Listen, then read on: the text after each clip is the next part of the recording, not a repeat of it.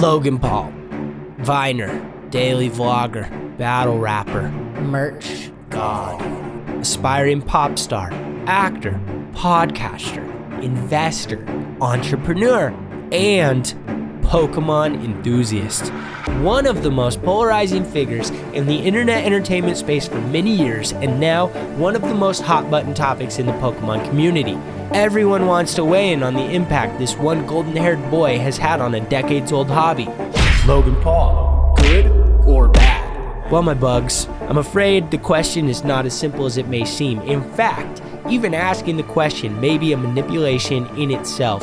Nevertheless, there is much here to be discussed, and despite my inability to provide you with any definitive claims of morality, I can attempt to construct the timeline upon which the internet's golden boy and the world's largest media franchise engaged in a salacious love affair, full of drama, excitement, and tragedy.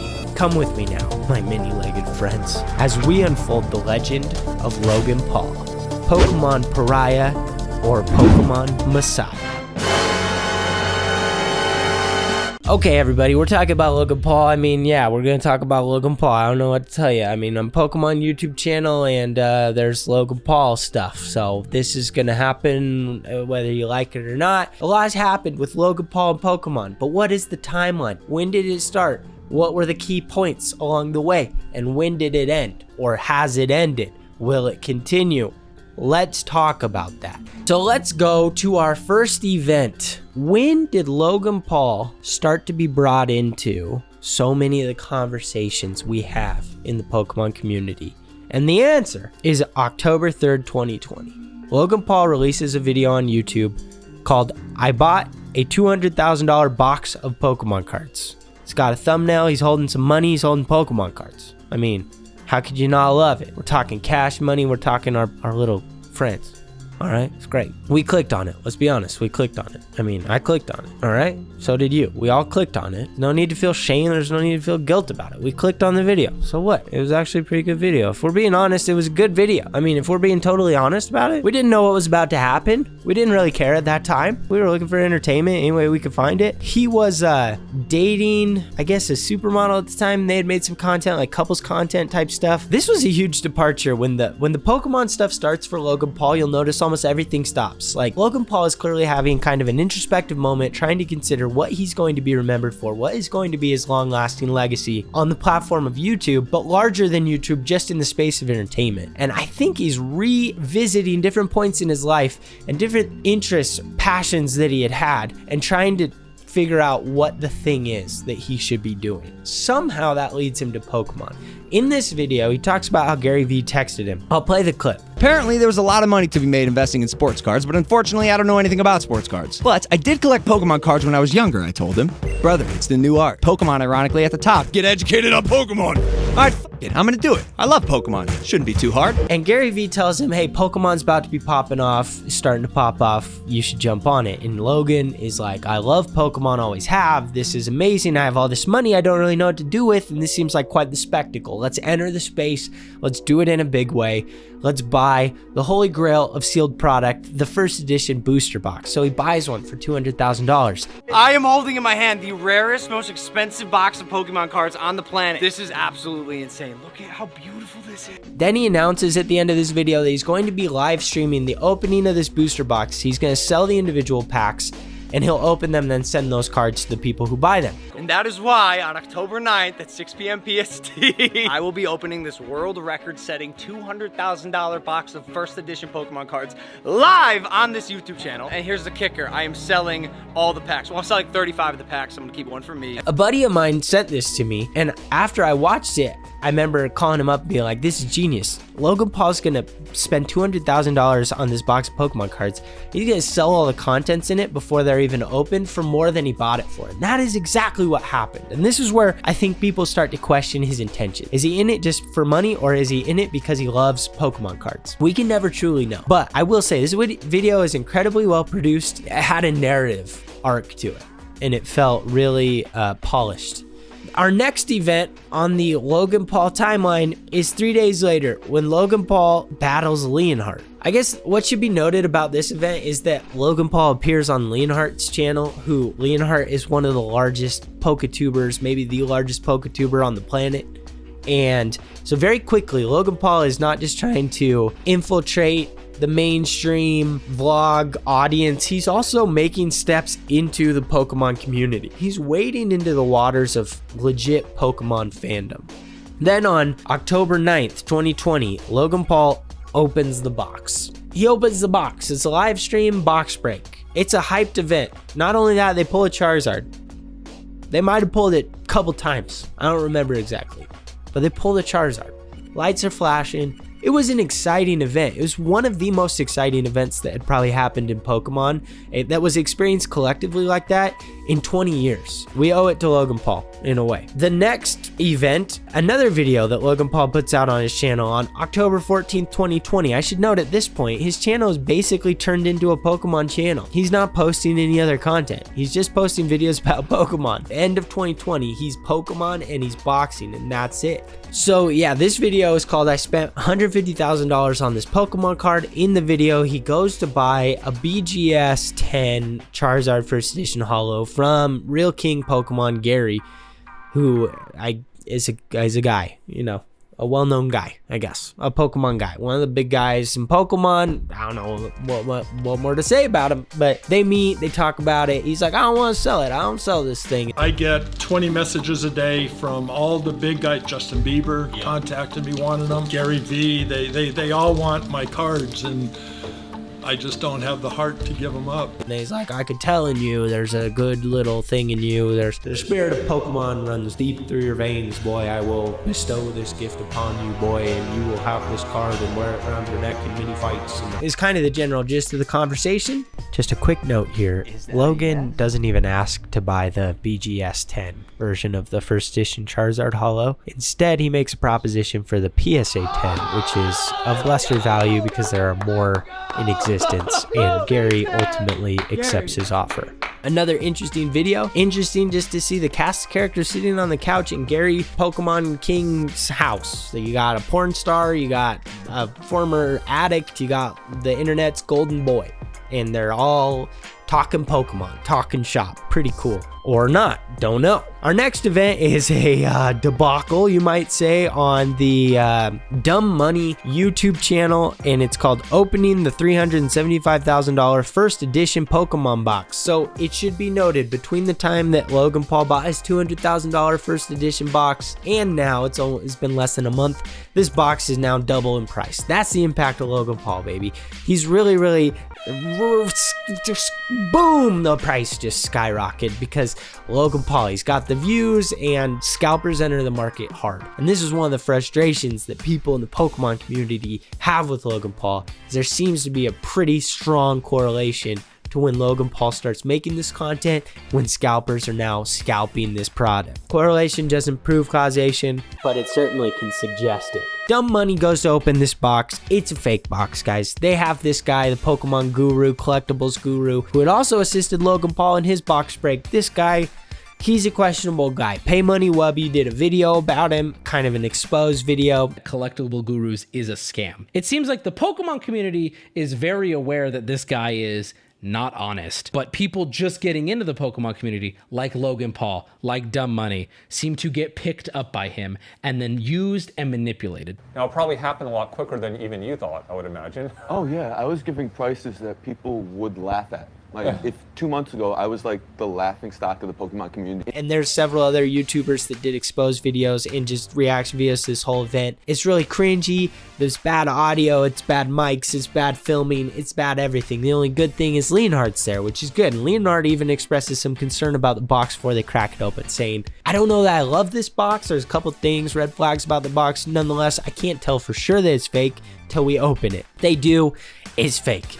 This guy jumps on the phone. He's on the phone. He's like, Mom, come get me quick. Mom, get me out of here. It's not good. This is going down fast. There's some bad things happening in the market. There's some opportunists. Not that there weren't always opportunists, but they really have a ripe playground Let's fast forward. Vivid Voltage comes out, scalpers are crazy, right? There's a fat Pikachu chase card, it's going crazy. Logan Paul doesn't make another video until on February 3rd, 2021. He says, I spent $2 million on Pokemon cards. Once again, he's just got an unlimited bankroll to dump into the Pokemon hobby. People might have thought he was done after that first stint. No, he's back. He does it again, basically. Tries to recreate that same model for success. In the FedEx box, the Hawaiian box. Oh my God. I can feel the good vibes too. Can you feel the energy? I know there's Charizards in here. $2 million, I think he ended up with 6 boxes, and he opens 1 or 2 of them on stream. Once again, on February 27, 2021, he opens these packs to people who have purchased them, and they pull a Charizard. They also pull some really uninteresting stuff, but they do get their Charizard, and pretty exciting moment. I noticed toward the end of this video, the excitement is getting a little stale. They're just kind of cruising through the packs, and a bit of the novelty is worn off. You can sense it. It's becoming palpable. It's like this gimmick isn't going to last forever. Maybe they've gotten their run of it at this point. Shining Fates comes out shortly after that. Another extremely hard set to get. It's a special edition set in English.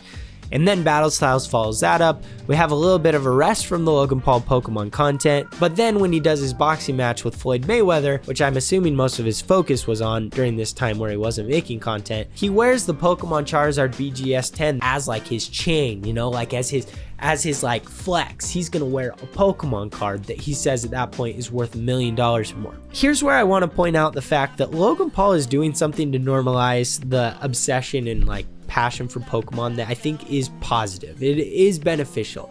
When I was in 4th and 5th grade, I was obsessed with Pokemon cards. And in middle school, it became uncool to like Pokemon cards. Just the natural pendulum swung the other way. Teens get a little moody and rebellious. They're like, everything that you thought was cool is now dumb. It was really cool to not care about things. And I stopped collecting Pokemon cards. In fact, I was persuaded to think they were dumb for a period of time. All through middle school, all through high school, I didn't collect. Then I became an adult and I was like, I guess you don't do this kind of thing when you're an adult. Little did I know.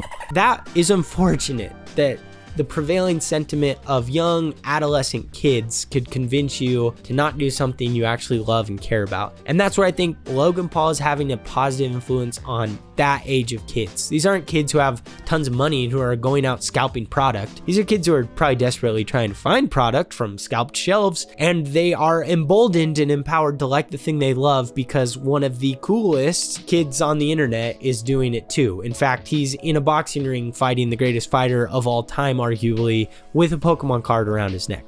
Then we have Chilling Reign, Evolving Skies celebrations. We're almost where we are now. Logan Paul announces around Christmas time that he's going to be doing another auction of a first edition booster box on Whatnot app. And this goes pretty poorly from what I understand. I did not tune in, but I do not think there were very many concurrent viewers, like somewhere in the realm of 15,000. And some of the YouTube videos they had done had like hundreds of thousands of viewers when he was opening those boxes. So the whole Whatnot partnership, I'm sure he got paid for that. I'm sure he got his money's worth. But as far as the credibility goes, he's starting to lose a little bit of it here. He can't keep this up forever with the first edition box breaks. And where else are you going to go? You know, he's not going to become a full-blown Pokemon YouTuber. Well, interestingly enough, he has one more level to go, a boss he hasn't yet confronted. And that is a sealed case of first edition booster boxes, of which there are maybe only one left in the world. Well, he gets his hand on this thing and he buys it for $3.5 million for 6 booster boxes. So that breaks the price down at like $600,000 a pop. He posts a picture of it on Twitter.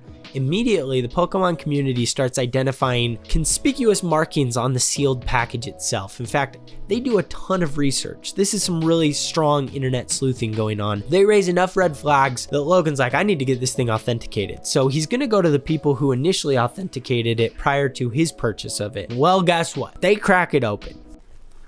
Oh no. Oh no, why is it bending like that? What's inside of him? It's f***ing fake, bro. It's f***ing fake. God, oh my God, bro. G.I. Joe? G.I. Joe? It could have been anything else.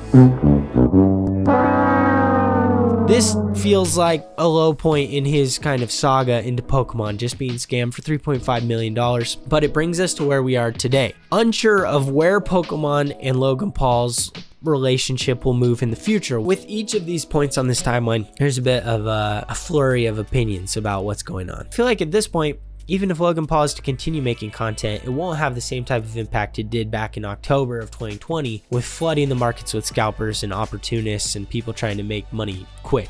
Let me break down my brief evaluation of some of the positive outcomes that have come from this whole situation and some of the negative ones. Let's start with the positive side. Logan Paul normalized mainstream nerdiness. I mentioned this before, but that's an important point. I think for a lot of kids, it probably empowered them to do something they love.